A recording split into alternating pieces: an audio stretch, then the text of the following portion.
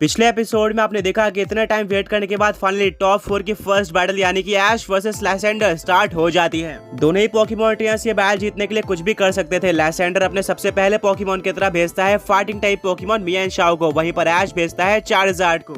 मियानशाओ काफी strong attack का use करती है, पर चार्जार्ड अपनी स्पीड का यूज करके चकमा दे देता है और लास्ट में मियानशाओ को डिफीट कर देता है।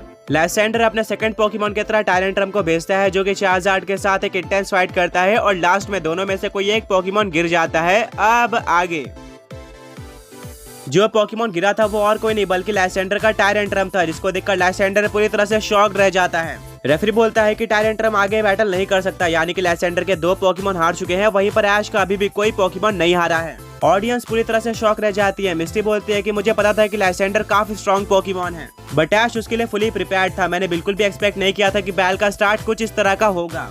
रॉक बोलता है कि हाँ, यहाँ तक पहुँचने के लिए ऐश ने काफी मेहनत करी है और अब वो लैसेंडर से ज्यादा स्ट्रॉन्ग दिख रहा है। फाइनली ऐश रिलैक्स करता है और बोलता है कि चार्जार्ड, तुमने काफी ज्यादा अच्छा काम किया है। चार्जार्ड एक रोर करता है, बट अब उसकी फ्लेम्स बहुत ही ज्यादा वीक हो चुकी थी, उसके विंग्स में भी इंजरी हो चुकी थी। चार्जार्ड ये बैटल जीत तो गया था, बट एक कॉस्ट पर। अब वो बहुत ज्यादा वीक हो चुका था और शायद आगे बैटल ना कर पाए। लैसेंडर अपने टायरेंट्रम को पोकेबॉल के अंदर वापस लेता है और बोलता है कि ऐश इम्प्रेसिव, पर जैसा कि तुम देख सकते हो तुम्हारा चार्जार्ड काफी मुश्किल से खड़ा हुआ है। देखते हैं कि वो मेरे नेक्स्ट पोकेमॉन को कैसे संभालता है। ऐश अपने चार्जार्ड की तरफ देखता है, जो कि बिना किसी डाउट के इंजर्ड हो चुका था, बट अभी भी वो बैटल कर सकता था और लैसेंडर के पोकेमॉन्स को डिफीट करने के लिए रेडी था। इसीलिए ऐश अपने चार्जार्ड को पोकेबॉल में वापस नहीं लेता। लैसेंडर अपने थर्ड पोकेबॉल को निकालता है और बोलता है कि चलो बैल को खत्म करते हैं, हॉर्नक्रो बाहर आ जाओ। एक डार्क और फ्लैंग टाइप पोकेमॉन बैल फील्ड में आ जाता है। ऐश बोलता है कि चार्जार्ड, मुझे पता है कि तुम थक चुके हो, मुझे तुम पर भरोसा है। बैल स्टार्ट होते ही लैसेंडर अपने हॉर्नक्रो को डार्क पल्स अटैक यूज करने बोलता है। एक डार्क एनर्जी की बीम चार्जार्ड की तरफ बढ़ रही होती है। ऐश बोलता है कि चार्जार्ड, इस अटैक को डॉज करो और यूज करो फ्लेम थ्रोअर का।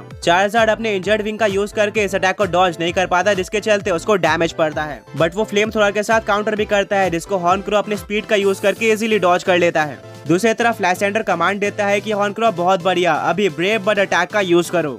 हॉर्नक्रो ब्लू एनर्जी में ग्लो करना स्टार्ट कर देता है और काफी तेजी से ब्रेव बर्ड यूज कर देता है चार्जार्ड पर, जिससे चार्जार्ड जमीन पर गिर जाता है एंड अब उसको उठने में मुश्किलें आ रही थी। ऐश बोलता है कि चार्जार्ड, हार मत मानो, अभी ड्रैगन क्लॉ का यूज करो। हॉर्नक्रो चार्जार्ड के काफी पास होता है और इसी का फायदा उठाते हुए चार्जार्ड उसको ड्रैगन क्लॉ से स्लैश कर देता है, जिससे हॉर्नक्रो को डैमेज पड़ता है। लैसेंडर स्माइल करता है और बोलता है, हॉर्नक्रो चलो खत्म करते हैं, स्काई अटैक का यूज करो। हॉर्नक्रो काफी तेजी से चार्जार्ड की तरफ बढ़ रहा होता है। ऐश बोलता है, चार्जार्ड चलो वो अटैक यूज करते हैं जिससे तुमने अभी 2 पोकेमॉन्स को डिफीट किया था, फायर ब्लास्ट। चार्जार्ड के पास जितनी भी एनर्जी बची हुई थी सबका यूज करके वो फायर ब्लास्ट को अनलीश कर देता है। दोनों अटैक टकरा जाते हैं, जिससे काफी बड़ा एक्सप्लोजन होता है। जब स्मोक हटता है तो देखने को मिलता है कि चार्जार्ड जमीन पर गिर चुका है। रेफरी चेक करता है और फाइनली डिक्लेयर कर देता है कि चार्जार्ड अब आगे लड़ नहीं सकता, यानी कि लैसेंडर और उसका हॉर्नक्रो फाइनली बैटल में आ चुके हैं और अपनी पहली जीत दर्ज कर ली है। ऐश अपने चार्जार्ड की तरफ भागते हुए जाता है और बोलता है कि चार्जार्ड, तुमने काफी अमेजिंग बैटल करी है, अब पोकेबॉल के अंदर आराम करो। लैसेंडर बोलता है कि तुम्हारे चार्जार्ड ने काफी अच्छी फाइट करी है, पर अब मेरा कमबैक स्टार्ट हो चुका है, देखते हैं कि तुम्हारा अगला मूव क्या होता है। ऐश रिप्लाई करता है कि एक बैटल जीतने से किसी का कमबैक नहीं हो जाता, मेरे अगले पोकेमॉन का सामना करो, सेप्टाइल जाओ। सेप्टाइल बैटलफील्ड पर आ जाता है। लैसेंडर बोलता है, वाह एक सेप्टाइल, ये तो काफी कूल है, मुझे नहीं पता था कि तुम्हारे पास एक सेप्टाइल है, देखते हैं कि ये किस तरह से फाइट करता है। हॉर्नक्रो, अभी एयर स्लैश का यूज करो। काफी तेज हवा की वेव सेप्टाइल की तरफ बढ़ रही होती है। ऐश बोलता है कि सेप्टाइल, इस अटैक को डॉज करो और यूज करो लीफ ब्लेड का। सेप्टाइल अपने इनक्रेडिबल स्पीड का यूज करके इस अटैक को डॉज कर लेता है और जंप करके हॉर्नक्रो के ऊपर लीफ ब्लेड यूज कर देता है, जिससे हॉर्नक्रो आसमान से नीचे गिरने लगता है, पर बीच में ही वो अपना बैलेंस वापस से बना लेता है। लैसेंडर बोलता है कि हॉर्नक्रो, सेप्टाइल को छोड़ना मत, अभी इसका बदला डार्क पल्स अटैक के साथ लो। एक डार्क एनर्जी की बीम सेप्टाइल की तरफ बढ़ रही होती है। ऐश ऑर्डर देता है कि सेप्टाइल एनर्जी बॉल का यूज करके इस अटैक को रोक दो। दोनों अटैक टकरा जाते हैं, जिससे किसी भी पोकेमॉन को डैमेज नहीं पड़ता है। लैसेंडर बोलता है कि अभी तक हमने काफी गेम खेल लिए हैं, चलो इसको खत्म करते हैं, स्काई अटैक का यूज करो। हॉर्नक्रो ग्लो करना स्टार्ट कर देता है और काफी तेजी से सेप्टाइल की तरफ बढ़ता है। ऐश अपने फिस्ट को बंद करता है और बोलता है कि हम उनको जीतने नहीं दे सकते, सेप्टाइल अभी लीफ स्टॉर्म का यूज करो अपनी फुल पावर से। आगे बढ़ने से पहले पिछले पोकी क्विज के विनर्स ये रहे एंड आज का क्वेश्चन ये है कि वो कौन सा पोकेमॉन ट्रेनर है जिसने कैंटो रीजन के सारे 151 पोकेमॉन्स को कैच किया है।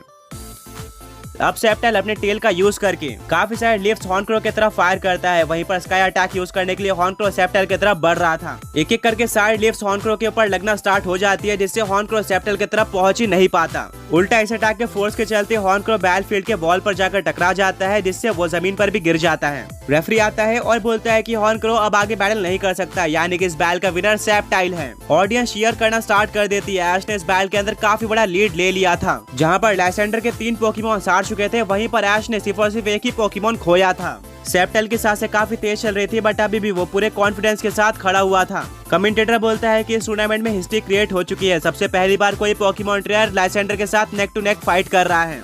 यह सबसे पहली बार हुआ है कि लैसेंडर के 3 पोकेमॉन यानी कि आधी टीम हार चुकी है, वहीं पर अपोनेंट का सिर्फ एक पोकेमॉन हारा है। ऐश सिर्फ और सिर्फ फाइट ही नहीं कर रहा बल्कि डोमिनेट कर रहा है। क्या वो इस मोमेंटम को आगे जारी रख सकता है? लैसेंडर बोलता है कि मुझे फर्क नहीं पड़ता, ये बैटल तो मैं ही जीतने वाला हूँ। ऐश बोलता है लैसेंडर क्या हुआ? शायद मैं उतना वीक नहीं हूँ जितना तुमने सोचा था। लैसेंडर रिप्लाई करता है कि ये तुम्हारा लक है कि तुम यहाँ तक पहुँच चुके हो, पर अब तुम्हारा लक खत्म होने वाला है। मेरे अगले पोकेमॉन की पावर को देखो। लैसेंडर अपने 4th पोकेबॉल को हवा में फेंकता है, जिसमें से बाहर आता है सूडो लेजेंडरी पोकेमॉन टायरेनिटार। ये एक रॉक और डार्क टाइप पोकेमॉन था। जैसे टायरेनिटार बैटलफील्ड में आता है, उसकी एबिलिटी के चलते सैंड स्ट्रीम स्टार्ट हो जाती है। ब्रॉक बोलता है कि टायरेनिटार अपने पावर के चलते जाना जाता है, शायद यहाँ पे ये बैटल पलट सकती है। ऐश और सेप्टेल सैंडस्टॉर्म के चलते अपनी आंखों को बचाते हैं। ऐश बोलता है सेप्टेल इस सैंडस्टॉर्म के चलते डिस्ट्रैक्ट मत होना। काफी सारे बड़े और नुकीले पत्थर सेप्टेल की तरफ बढ़ना स्टार्ट हो जाते हैं। ऐश बोलता है सेप्टेल इस अटैक को डॉज करो और यूज करो लीफ ब्लेड का। सेप्टेल अपने एजिलिटी का यूज करके इन सारे अटैक को डॉज कर लेता है और टायरेनिटार के ऊपर लीफ ब्लेड का यूज कर देता है, पर इससे टायरेनिटार को कोई भी फर्क नहीं पड़ता। वो अपने जगह पर ही खड़े रहता है। लैसेंडर बोलता है कि तुम तो बेवकूफ निकले। टायरेनिटार अभी क्रंच अटैक का यूज करो। टायरेनिटार काफी तेजी से सेप्टेल की तरफ बढ़ रहा होता है। सेप्टेल सैंडस्टॉर्म के अंदर टायरेनिटार को नहीं देख पाता, जिसके चलते टायरेनिटार मौका देकर उसको बाइट कर लेता है, जिससे सेप्टेल दर्द में चिल्लाता है। ऐश नर्वस हो जाता है और बोलता है कि सेप्टेल हमें और स्ट्रॉन्ग अटैक का यूज करना होगा। अभी फोकस ब्लास्ट का यूज करो। सेप्टेल एनर्जी इकट्ठा करना स्टार्ट करता है एंड कुछ ही टाइम में वो एक एनर्जी के स्पीयर को टायरेनिटार की तरफ लॉन्च कर देता है, जो कि डायरेक्टली टायरेनिटार के ऊपर लगता है एंड उसको काफी डैमेज पड़ता है। लैसेंडर बोलता है कि इम्प्रेसिव, बट ये काफी नहीं होगा। अभी टायरेनिटार ठंडा पंच का यूज करो। टायरेनिटार के हाथों में इलेक्ट्रिक वेव्स आ जाती है और वो काफी तेजी से सेप्टेल की तरफ आगे बढ़ता है। पीछे से ऐश कमांड देता है कि सेप्टेल इस अटैक को डॉज करो और यूज करो लीफ स्टॉर्म का। सेप्टेल जंप करते हुए टायरेनिटार के पीछे पहुंच जाता है और इस अटैक को डॉज करके यूज कर देता है लीफ स्टॉर्म का।